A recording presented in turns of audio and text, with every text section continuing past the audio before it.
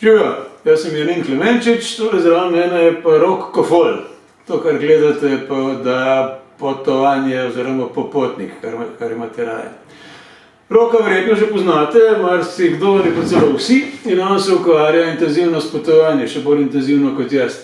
Povej mi, kako si sploh začel potovati, oziroma kdaj si začel potovati? Davnega leta, čak da se spomnim. Ven iz Evrope, to se v bistvu recimo, da štejejo šele kot potovanje, to je bilo 94. leta, da sem šel prvič v Brazilijo in takrat sem v bistvu rad okužen z potovanji, predvsem z Južno Ameriko, ki je še vedno moj najljubši kontinent. Kako pa ravno v Brazilijo?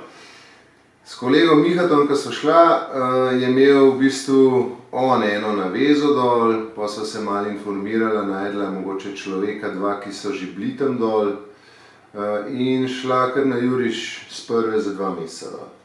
V Rio?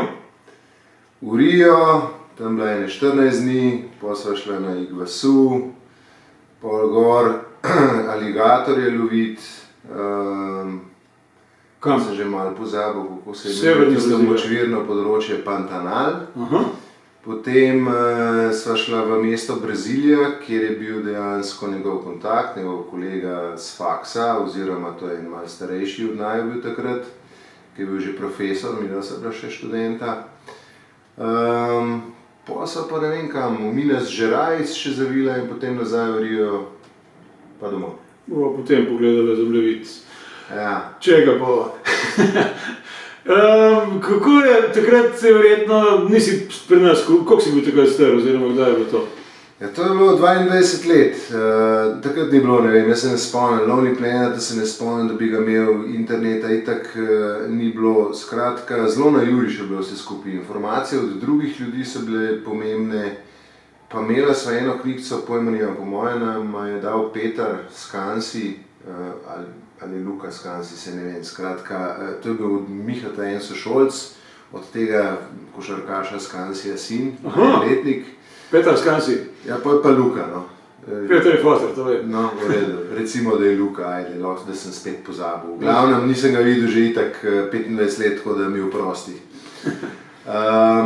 In to je bilo pa tudi vse, no, tako da, ko sem prišla videla v bistvu na letališče, taksi do kam v Rio, kam pa v Rio, ne vem, kam bo se šla, Flamingo,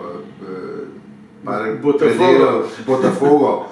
Ne vem, zakaj sva se odločila, mislim, da se bo res v Flamingo ali pa Botafogo takrat. In to je bilo to je bil začetek, zelo bi rekel naiven, ampak ta prav. Ampak takrat se pri nas še ni kaj prav ugodno dal kart kupiti, ne?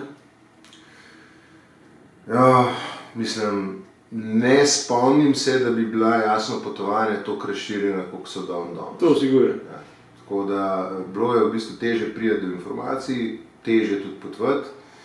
Pa tako, ko sva midva potovala, sva imela, jaz mislim, da kar ogromen sreče. Čeprav jasno, so se pa tudi dogajale neumnosti, srečno čita zgleda. Ampak odkud sta pa letela? Ne, preživela. Zdaj že malo preveč sprašuješ. Zlaš se. Ne vem, predvidevam, da ne nekje okolje, ja. No, da je bila Ljubljana, pač z Ljubljane se itak nikoli nikam. Bolj me zanima to, ne, danes se itak vse karte na internetu kupi. Takrat pa ne, takrat si moral pa tja, pa si tam letal takole agencij? Agencije, tako je. V Ljubljani sva šla sigurno do neke agencije, ki so te avionske karte prodajale. Jaz sem pol 5 let, recimo potem, ali pa 4 leta po moji prvi poti začel malo bolj resno tudi razmišljati, da bi sam delal, pa ljudi v bistvu pelil okoli po svetu, kar je v bistvu danes moj biznis. In se spomnim, da takrat pa so že bile neke agencije in si šel 3-4 po telefoniru, imel potem jasno zbral enega, to je kontakt, ki ti je več ali manj vse delo in to je to. Najbrž je bilo takrat, ko so šli v Brazilijo, zelo podobno, vse so bile agencije. Ne vem, če si že slišal to, ampak stara legenda pravi, da je ena punca sama potovala po Južni Ameriki, ne? Sem jo srečal, tudi to, pa še kakšno. Da si nora, samo v Južni Ameriki, imate tada navaren, se bi to lahko še kdo posilil. Je rekla, še sem ne, 3-krat, ampak to je pa že potovanje, to moraš vzeti za zakup. Ne vem, koliko je razmišljati. To hudo ni, no, ne vem, može je bila res toliko osamljena, da je to. Kaž kaj, mi smo bili pred kratkim v Venezueli, ki je zelo kritična dan današnji, pa smo čisto redo preživeli. Paniko so zganjali nekateri, ta bo še hujš, pa smo še šli v Kolumbijo, ne, eden od naših pa je vedel, da gremo v Kolumbijo, ampak je hotel na vsak način, ker je njegova punca šla, je hotel pa še on. In je potem celo pot nas prepričoval, da v Kolumbijo pa ja, boh ne moramo iti, ker je preveč nevarna. Pa ni bilo nič, ne, tako kot nikjer ni nič, če znaš mehen paziti tam na vse. Zdaj se pa sam ukvarjal s tem, kako to izgleda? S tem, da vodiš ljudi naokrog. Tega je zdaj že 20 let, tako da v bistvu vsak odhod od doma je že neke vrste avtomatizem, ampak se ga pa zelo veselim, ker v bistvu najlepši del tega posla našega, da vodimo po svetu oziroma da smo v turizmu, je ravno to, ko si na terenu, ne? Tisti pogovori, maili, formalnosti, obračuni, finance, skratka. Temu vse, kakor se le da, skušam izogniti.